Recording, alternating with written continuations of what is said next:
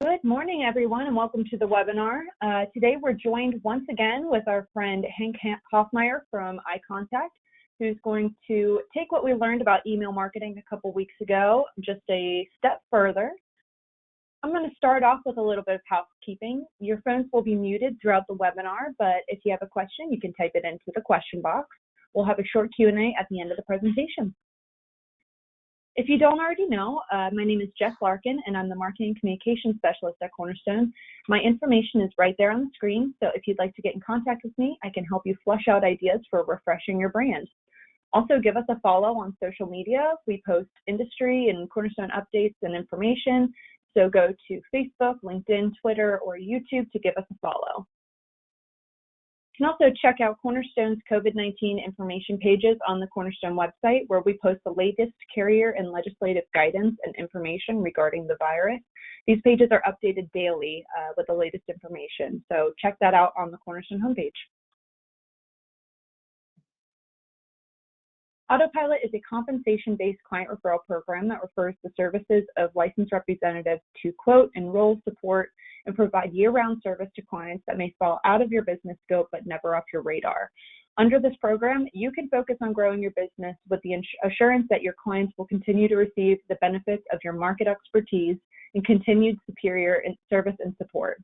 Our talented team will take care of your clients' health insurance needs for individual and family coverage, employee benefits, or Medicare solutions. So activate Autopilot today on the Cornerstone website.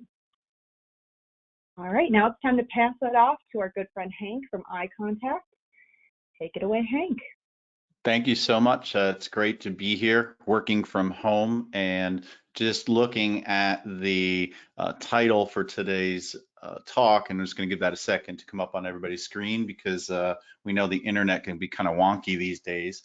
But the title for today is Think About the Risk, and a lot of us are thinking about our health risks if we have to go out and buy something, or go out and not adhere to social distancing. But what I want to do is talk about the potential risks with email marketing, but there really is none. And I wanted to come up with something to talk about when it comes to email marketing, because there are so many small business owners and large size companies that have marketers that think that email marketing maybe is not worth the investment and they're not going to get a large return on investment, but that's simply just not true. If I take a step back in my mind and I think about the last time that there was a serious risk for me was in the early 2000s when I was working for a company for about 6 years, and I thought the grass was greener and I wanted to have a fancy job title and make a little bit more money. I decided to head to another company that I did not know a lot about, but I knew one of the leaders over there, but I only knew her through third-party friends and coworkers, but never really knew her management style. It ended up being a risk to go there because I did not know the structure of the organization, the leadership style of the manager, and I quit, went to this new organization, and quickly I found out that I was frustrated and disappointed.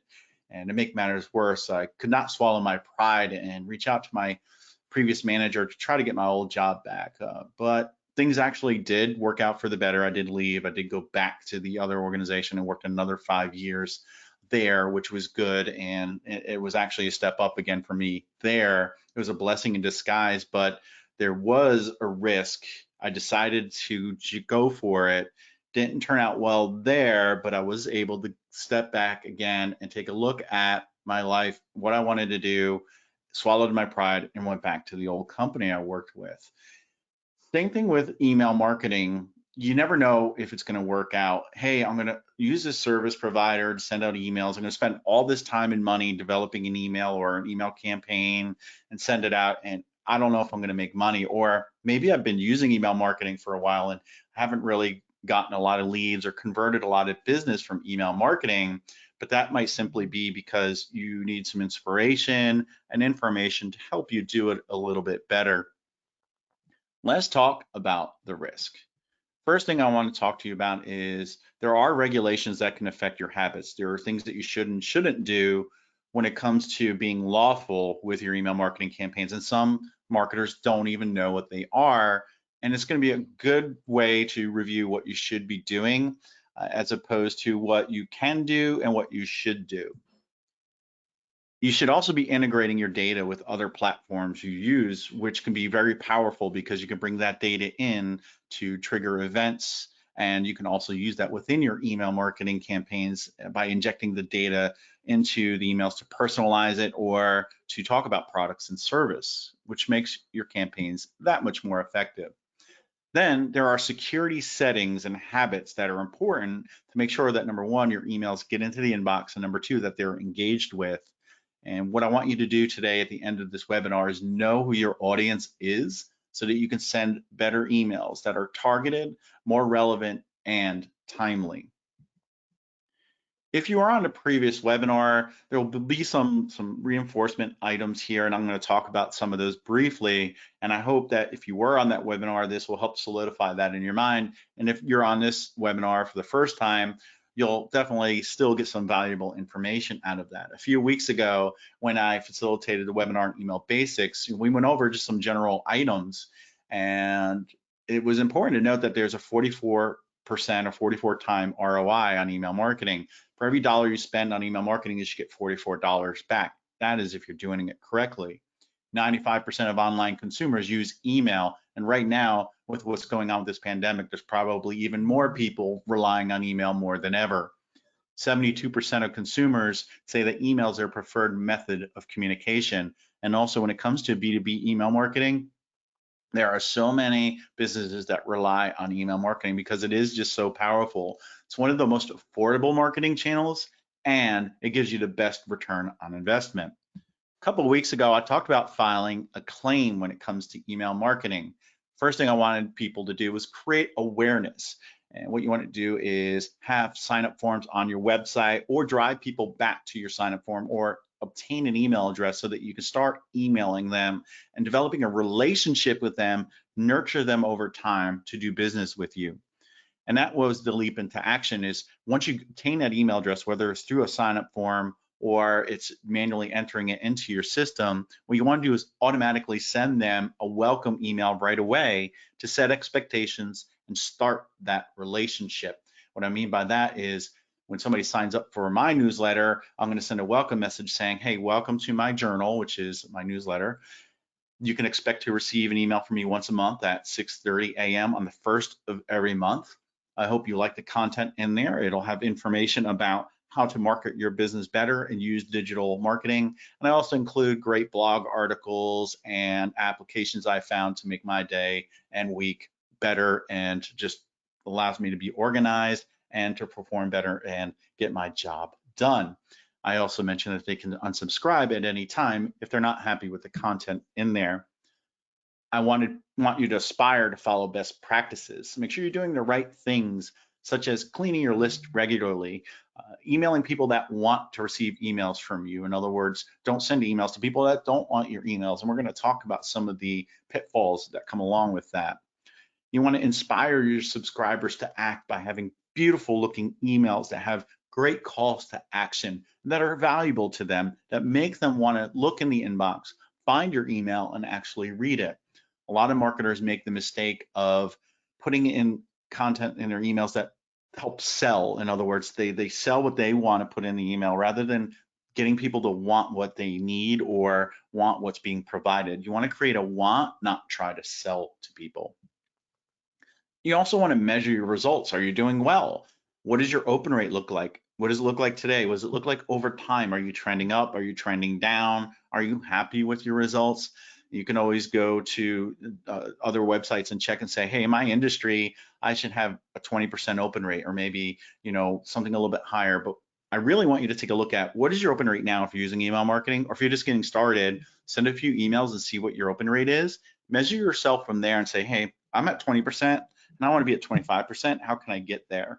And that's going to be through your content. It's going to be through the frequency that you send your emails and many more. And also make sure you're following best practices. So reclaim this important information. Your audience matters. Email people that want your email. Grow your audience through the use of sign-up forms or business cards or whatever, but just make sure you're emailing people that want your emails and get that permission. Have beautiful looking templates that you can use. And I mentioned in the last webinar have more than one template to use, and this way it looks aesthetically pleasing. In other words, it's not always the same repetitive type of look and feel every time I receive an email. Make sure your content is mobile responsive. Make sure that your text to image ratio is a 60-40 split. In other words, you don't want to have all images in your email because it can land in the spam folder. What you want to do is have 60% text, 40% images, or for every image, maybe 4 paragraphs of text or something like that. It helps get your email delivered to the inbox, and your actual content, which is text, helps you convert more because of the calls to action that you can put in there and the information you can provide. And by using data you have, like I said, with integrations, you could personalize and segment your emails campaigns. In other words, you can inject the first name into the subject line, pre-header, and into the body of the email. And as well, you can segment, which is a filtered view of your list. In other words, if you had a list of subscribers and you also collected their location information like city, you could say, show me all subscribers on this list that live in Raleigh, North Carolina. And you can have that be a segment of people and target them if you needed to. And again, analyze your data.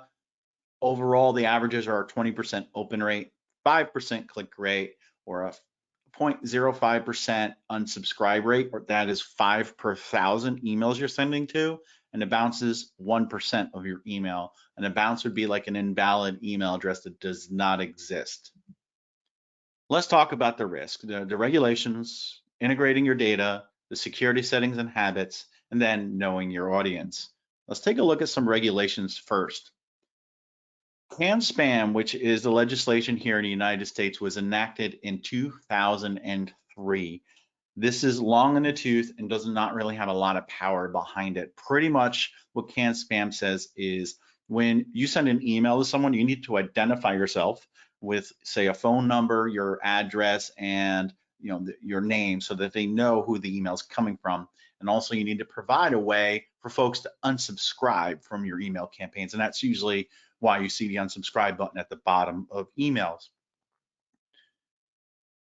You can use a purchase list here in the United States. Well, we're going to talk about one law in one particular state, but theoretically you can purchase the list and send to it. But I'm going to talk to you about why you might not want to in a few moments.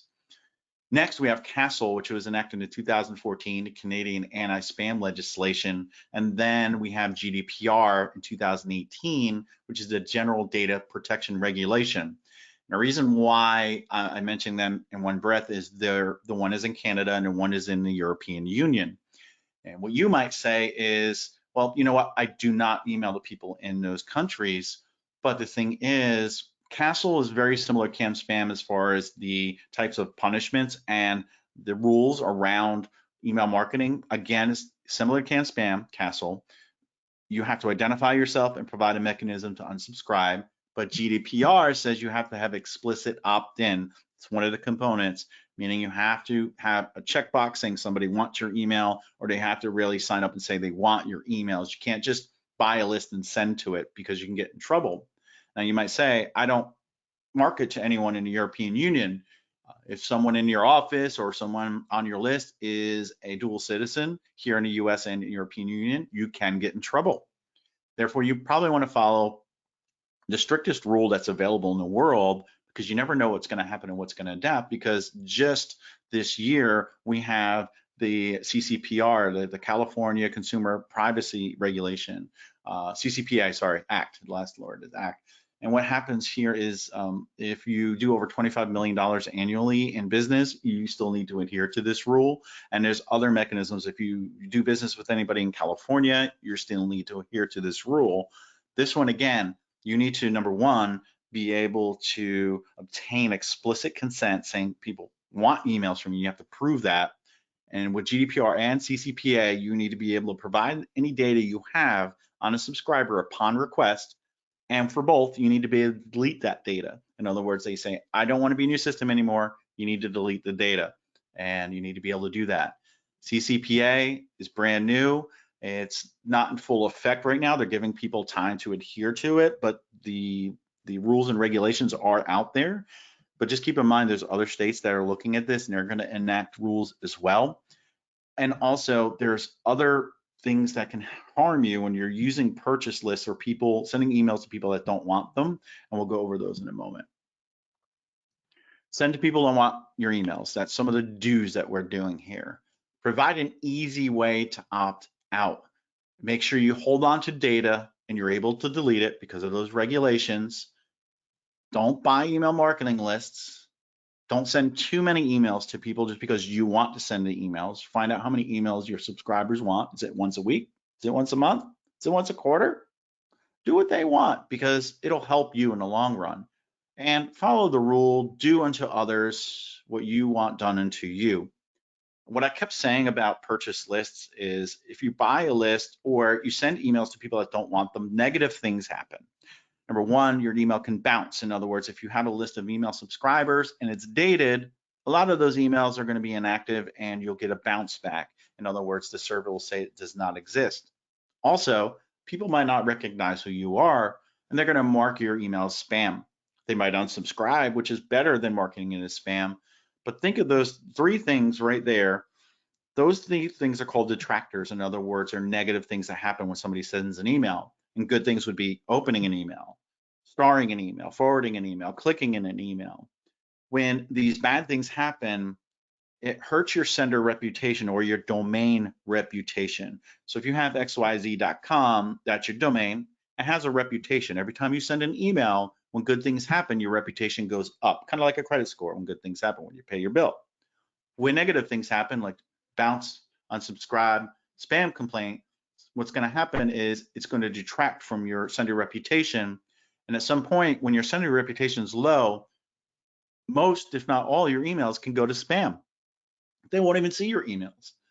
And one huge thing that happens is folks that ignore your emails actually hurt you as well. And people don't do anything about this. In other words, when you start sending emails and are not of quality, or maybe people didn't opt into your list, they start ignoring your emails. Maybe that's 10% of your list. And then another couple of months go by, that turns into 20%, because what most folks don't do is look at what people are not doing and clean their list. What you should be doing is identifying people who've been on your list for a long time, 6 months or more, or a year, and have not opened in that same time frame, and get rid of them, or run a re-engagement campaign. Ask them if they still want emails from you. By doing this, you're going to show these email service providers that you're only sending emails to people that want your emails, and it helps your sender reputation. Do all the good things. Get the opens, the clicks, forward, stars, importance. Get people to go into the spam folder and mark your messages not spam, versus buying lists and getting a lot of bounces, spam complaints, and unsubscribes. And keep your subscribers engaged. That's the most important thing, is list hygiene and keeping your subscribers engaged. You should integrate your email marketing platform with any other platforms you might use. And that might be your CRM. Maybe you're using Salesforce or Zoho or maybe HubSpot. You can go ahead and integrate them into whatever service provider you're using. This way, if you add a lead, you can automatically send them a welcome email or a series of emails explaining who you are and what you do. It can be integrated into a survey platform, so you could send somebody a link to a survey and bring that survey data back into your email platform so that you can make segments and that you can follow up with people that maybe answered certain questions a certain way or answered in general. It's a great way to keep data flowing back and forth. This way you can keep in touch with people, make decisions, and sell and convert more. Let's talk about security settings and habits. Not only does your domain reputation matter, but there are other things that happen that these email service providers, Yahoo, Gmail, and private domains are looking for to make sure you are who you say you are and that you are the person sending emails rather than somebody trying to act like they are you. And we've probably seen emails like that that look like they're coming from PayPal, but they actually don't. Somebody that's asking you to log into your bank to change your password, but it's not actually your bank. The first one is called SPF, Sender Policy Framework. Now, some providers will assist you with setting this up, and providers like iContact, who I work for, we automatically do this for you. This is basically a bit of text that sits on your domain that says you are who you say you are, and also that your email service provider has permission to send emails on your behalf. In other words, when you send an email, say out through iContact, they're going to say, hey, this is coming from xyz.com, but I see it's coming from iContact. Does iContact have permission to send this email? And what happens is either we'll do this for you, or you put a text string on your domain that says iContact has permission to send this email. It doesn't look like that, but there's a technical way to do it. But basically, it gives your email service provider permission to send emails from you, and that's a layer of security and authentication. Then we have DKIM, Domain Keys Identified Mail. Again, this sits on your domain. This is something you need to set up regardless. We can help you do that if you use iContact, or your email service provider should be able to help you do this. This is like end-to-end encryption. This means this email has not been altered since it left the server it was sent from until it reached the recipient server. It has not been altered or changed, hijacked in any way. Then last, kind of optional, but I always recommend, is DMARC, Domain-Based Message Authentication, Reporting, and Conformance. This basically says if there is an SPF and DKIM, the recipient server is going to look at it and say, if those aren't set up correctly, what should I do with this email? Should I quarantine it? Should I reject it? Should I just let it through? I always recommend setting it up to either quarantine so you can look at it and see if there are other nefarious senders sending emails on your behalf. This gives you a way to identify people that might have been hijacking your email to send emails that look like they're coming from you, and that's called DMARC. I know that's very technical, probably a lot to remember. Reach out to me on social media, Hank Hoffmeyer, email me, hank@icontact.com. Be happy to talk to you about any of these, but just remember that you need to send up authentication for your email campaigns, because what this does is it helps you get into the inbox as well. This coupled with the domain reputation is important. If you have SPF, DKIM, and DMARC set up, the recipient server is more likely to receive your email because they know it's authenticated, and if your domain reputation is good enough, it's going to get into the inbox. And I already talked about the domain reputation. What you want to do is make sure you're keeping that high by having the good stuff happen. Opens, clicks, bounces, tins. This is not spam, going into the spam folder and pulling it out, versus those bounces, unsubscribes, complaints, and worse, ignoring your email. When it comes to your list hygiene, at least once a year, look at people who've been on your list for a year and have not opened for a year. What are the chances they're going to open any subsequent emails? Probably pretty low. I would say send a nurture series of 3 emails asking that they want to be on your email list. And what you could do is send a first email and say, are we breaking up? ? I don't know about you, if somebody's breaking up with me, I'm going to open the email to find out why. And in that email, you'll say, hey, we noticed you haven't been opening our emails, and we just want to make sure you want to stay on our list and receive information about insurance or whatever, and see if they reply. Wait maybe a week and send a second email and say, why are you ghosting me? We notice you haven't been opening our emails, and we want to make sure that you want information from us. And the last one would be, here are the divorce papers. We said it, we meant it. We're going to remove you from the list in the next 7 days if you don't reply. And with automation, what's really cool is you could set it up at the end of that series. You could check to see if anyone did not open any one of those 3 emails and automatically remove them from the list. The beauty here is you can always add them back later, but it'll actually help you if you remove them because of the amount of dead weight you're going to clean off of your list. Get to know your audience.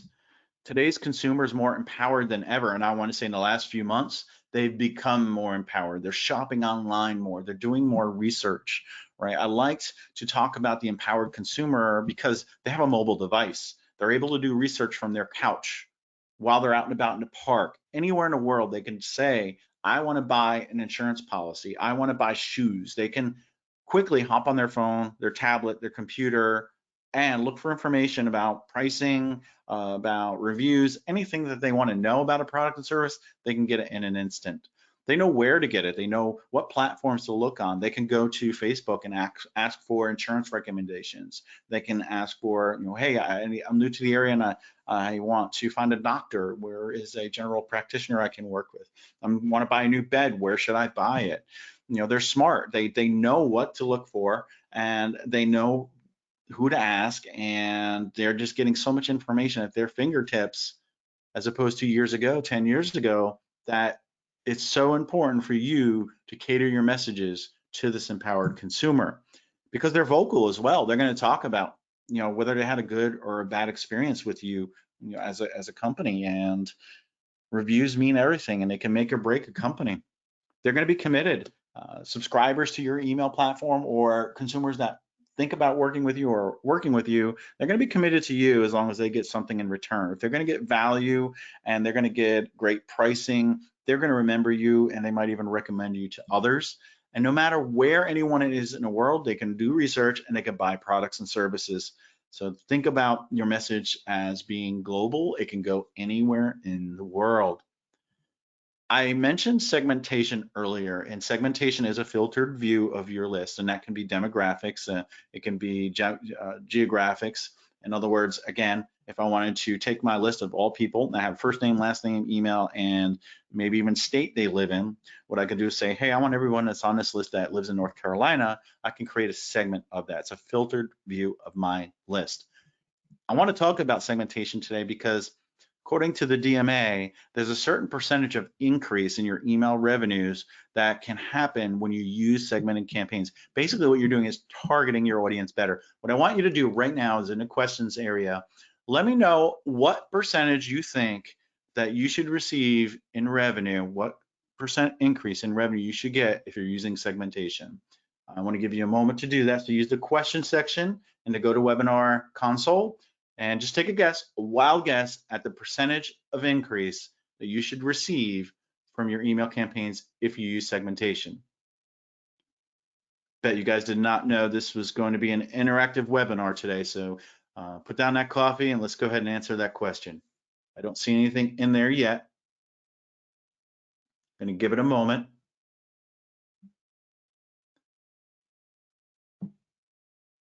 Sounds like everybody just wants to listen and they don't want to participate, and that's okay. But I was hoping to at least get one or two guesses because, folks, it's not going to be what you think it is.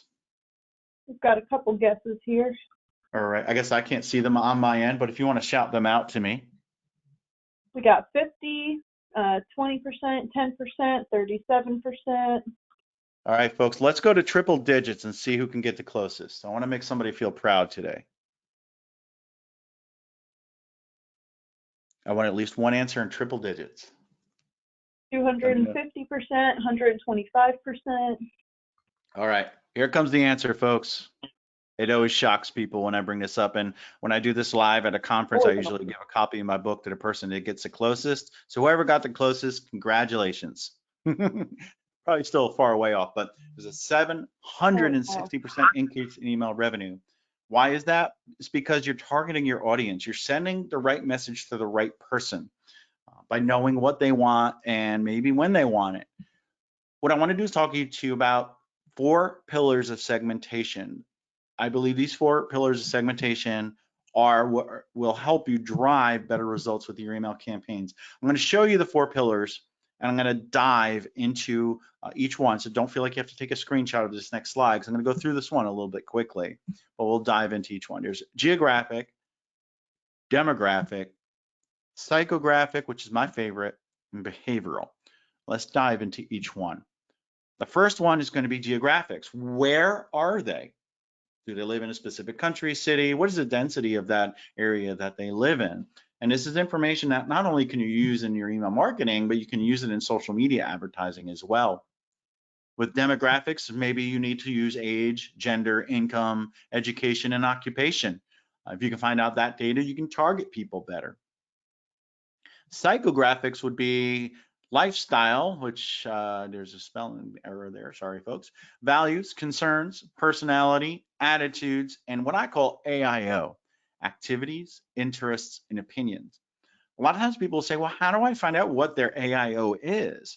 Well, the best way to find out that information, because it's so powerful, is using surveys, right? Use SurveyMonkey or some other survey tool. Once you obtain an email address and a first name to start a relationship with someone, and that's usually what I recommend going after, but maybe with what you guys are doing, you can ask for a little bit more. If you're trying to give a quote to somebody or give a price, you can ask for a little bit more information. But really, the only thing you need to do with email marketing is obtain an email address and a first name to be able to personalize an email, send them an email address. Then later on, you can say, hey, for me to provide you with more valuable and information that's going to be of interest to you, I need to know a little bit more about you. Can you take this survey? You can monetize that if you want to, but a lot of times they'll give up certain information if they feel like they're going to get better content from you. I would say try a survey, see if you can get more of this information, what activities people are doing, what their interests are, do they have certain opinions, what kind of lifestyle do they live, what is their attitude towards X, whatever it is, something that's going to help you drive that conversation through email. And then we have behavioral, and that is, what are people doing and not doing? Are they opening your emails? Are they not clicking or not clicking? Are they visiting your website? What signals are they giving you? And then, are you treating your VIPs just as well as people that are ignoring your emails? In other words, somebody that's been on your list and opened every single email, you need to target them a little bit more. You need to show them some love. And what's cool with most email service platforms, you can take the people who say did not open an email, wait 3 days and resend that email with a different subject line. This way you automatically get more opens because maybe somebody missed it the first time. Another thing is you can use automation to go ahead and set this up and forget it. Send this email, wait 3 days, send it again to people who did not open it. Marketing automation is so powerful. You also want to look at and build personas when it comes to your audience. Let's say we have Sally, that's a female, 65 to 70, likes gardening, cooks at home, probably more now than ever, and lives in a rural area. And then we have Sam, 40 to 50-year-old male, likes golf, eats out often, probably takeout right now, and lives in a metropolitan area. What you want to do is send information that's relevant to Sally, and same thing with Sam, right? In other words, if I was a restaurant, I probably, and I didn't have takeout and I didn't offer any kind of recipes or anything, I probably would not want to send an email to Sally about what I have available in my restaurant at that point. Whereas activities, gardening and golf, right? I don't want to send Sally an email on how to get a hole-in-one. She probably wouldn't be interested in that. What you want to do is take a look at and identify your target audience, and it could be more than 2 personas. It can be 1 persona. It just depends on your audience.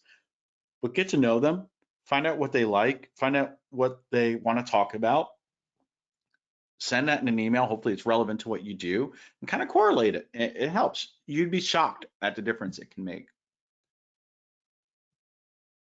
When I left the company I worked for in the early 2000s and left for the other organization that I quickly left, I took a risk and it didn't work out. But I reassessed and found that things did work out in my favor because it actually helped me.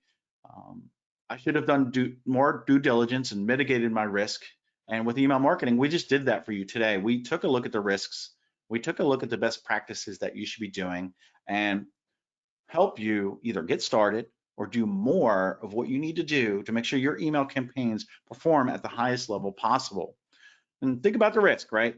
Make sure that you're adhering to the regulations, you're doing the right thing, sending people email that want emails from you. You're integrating your data to make it more powerful.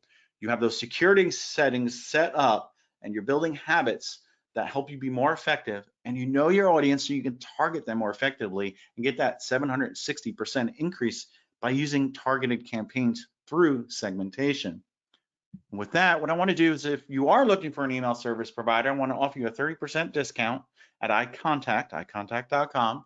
If you use code HankFriend, you'll receive that discount. And if you have any questions or anything, reach out to me. One way you could do that is text Hank to 33777.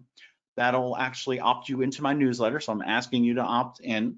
Again, I'm going to send information out about what's going on in my life and how it pertains to how I can do better, lessons I've learned. I'm actually developing my newsletter for the first today. I was doing it earlier this morning, and I'm just talking about how I'm adapting in different ways, working from home, doing these webinars, a whole bunch of things. What am I doing to adapt? And maybe you can learn some lessons there. I also include books, audiobooks, podcasts that I found, applications that help me be more productive, and things I have going on, like other webinars maybe you want to join.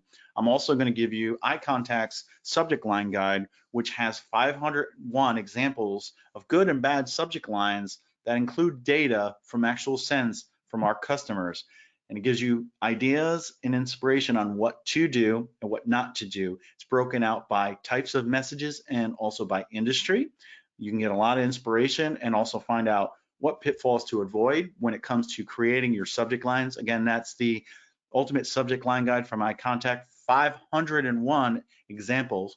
You'll also see an example of how I use automation, where I use an integration with Textful. So when you text me, what'll happen is you get the response from Textful, then I add you to iContact with an integration, send you that welcome message that has the links to the assets I just told you about, and then you start getting my journal. It's a great way to see automation in action. You can unsubscribe at any time if you want to just grab that subject line guide and unsubscribe. It might hurt my feelings a little bit, but I can understand. And with that, I want to turn it back over. We can go through some questions, and I'm going to leave this up here so you still have that. All right, excellent. Thank you so much, Hank.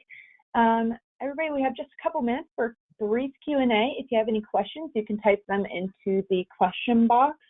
Hank, I do have a question for you. If you want to talk just a little bit more about iContact.com itself, I know a lot of this was pretty technical, and I know that there are some people out there who are just starting to dip their toe into email marketing, and want to ensure that iContact is something that's very drag and drop. It's very easy to get started for people who have never done email marketing before. So I was hoping you could speak to that a little bit and how iContact helps people that are beginners get to this stage where they're able to do segmentations and take it one step further. Sure. With iContact, we definitely cater to service-based organizations, informational-based, easy to use drag and drop editor. We have some powerful automation capabilities, landing pages. I feel like the platform is very easy to use, and really where we pride ourselves is in our support, phone, email, and chat support. We have an award-winning support team that helps small business owners. We also have a service called iContact Premier, where we partner you with a dedicated consultant that you also get projects with. So not only do we help you with the strategy if you need it, and that can be temporary or ongoing. We have customers of all sizes that use this. The projects can be used for email design or just graphic design in general, for your website, for social media, for email, creating templates.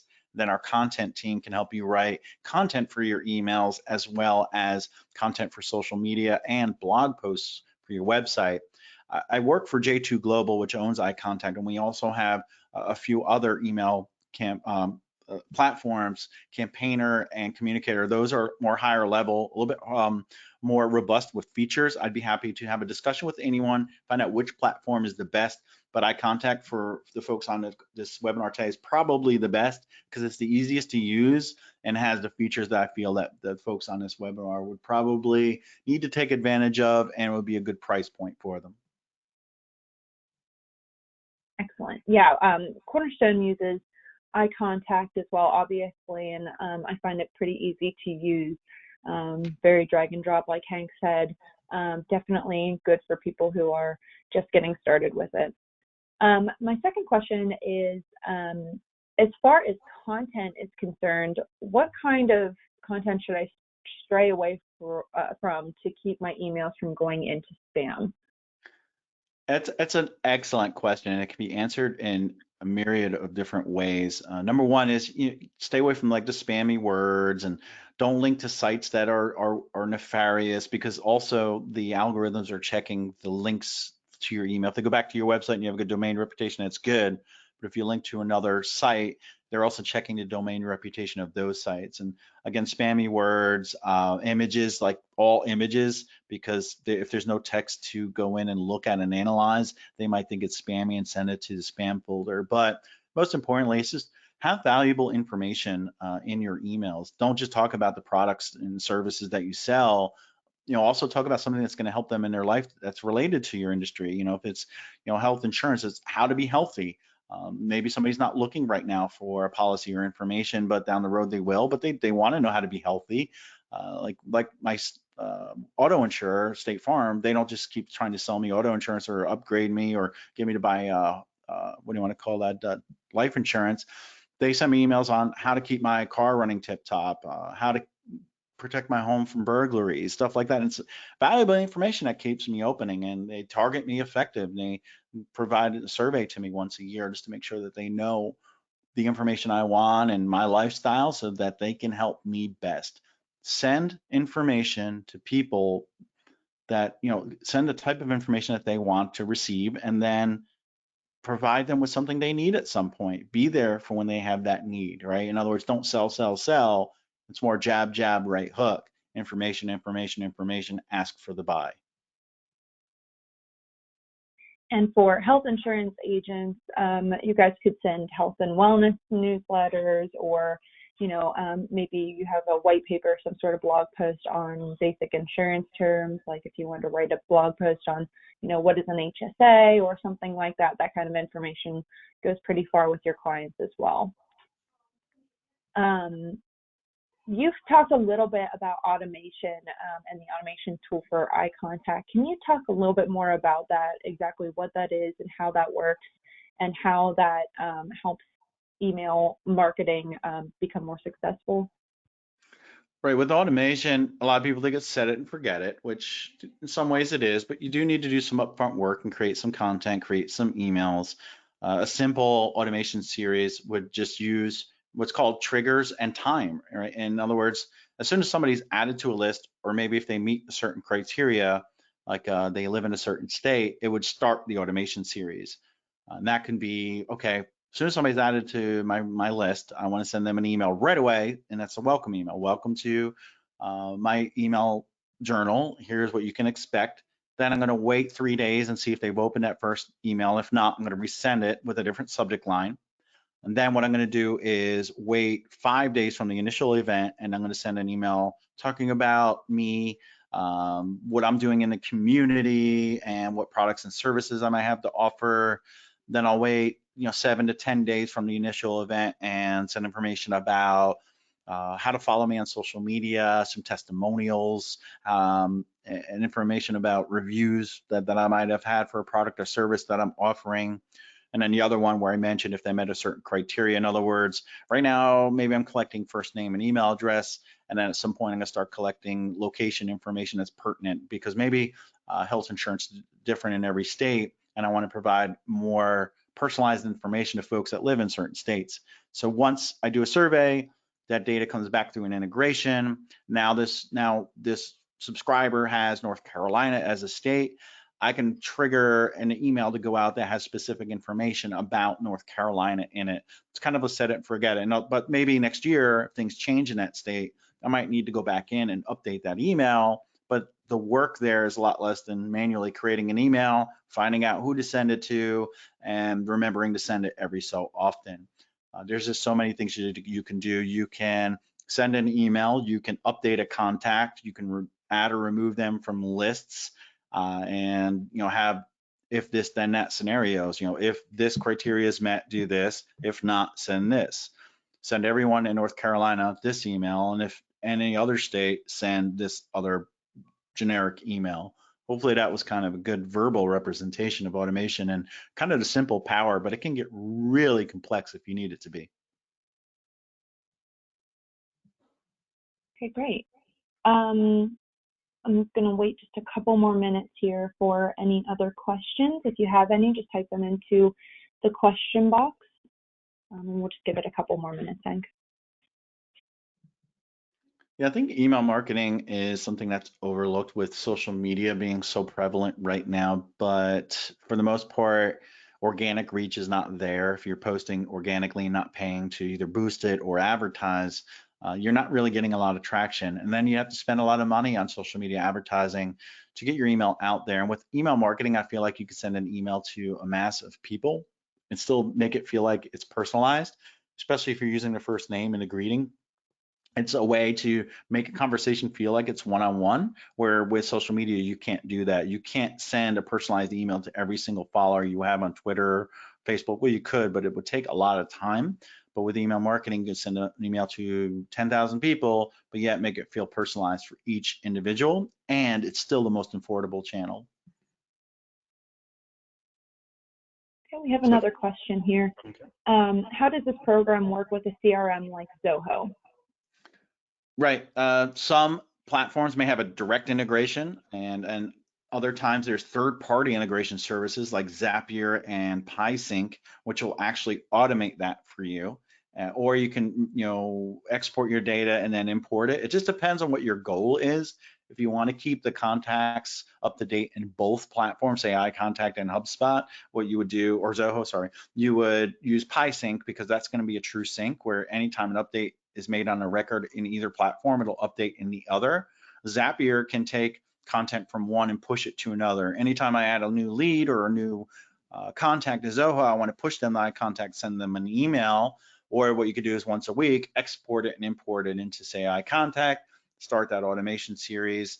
And then, like I said, some platforms actually have direct integration.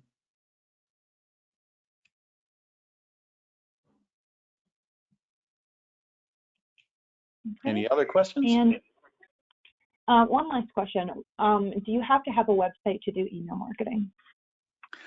You don't have to. It is very helpful. And number one, you can have a sign up form on your website to grow your list, drive people to the website so that they can sign up. And then also, a lot of times it's very powerful to be able to send an email out and link back to your website if you provide a product or service. But if you are someone that is just maybe a thought leader and you just want to have a newsletter once a month, or a journal like me, and to just send out your information about how to or something, that's fine. But it's just hard to monetize off of that if you want to make money, because where are you going to drive people to? But yes, theoretically, you can do email marketing without having a website, but having a website makes it so much more powerful, probably more than 760%. All right, it looks like that's all the questions that we have for today. If you have any additional questions, please feel free to reach out to me at jlarkin@crmstone.com, and I can forward your questions over to Hank. Don't forget to register for our other upcoming webinars in this series and in others, including next week's Tech Tuesday, which is going to cover web browsers. We also have an individual corner webinar next week with Emeritus, and a group corner webinar, which is going to cover Anthem new business updates. So we have a ton of webinars next week, and you can register for those on the Cornerstone website under events. The Next Build Your Brand webinar is going to cover LinkedIn, including what it is and how you can use it for your business, and that's going to take place on May 12th. You can also register for that one on the Cornerstone website. Thank you all for joining us today. You'll receive a copy of this presentation in the next day or two, and it's going to be available on the Cornerstone Resource Center at www.crmstone.com. And if you have a couple minutes after this webinar, take a minute to fill out the survey that we've got prepared. Your feedback is extremely important to us, and it's going to ensure that we continually provide value with these webinars. Thank you so much for joining us these last couple weeks, Hank, and everybody have a great day and stay safe. Thank you.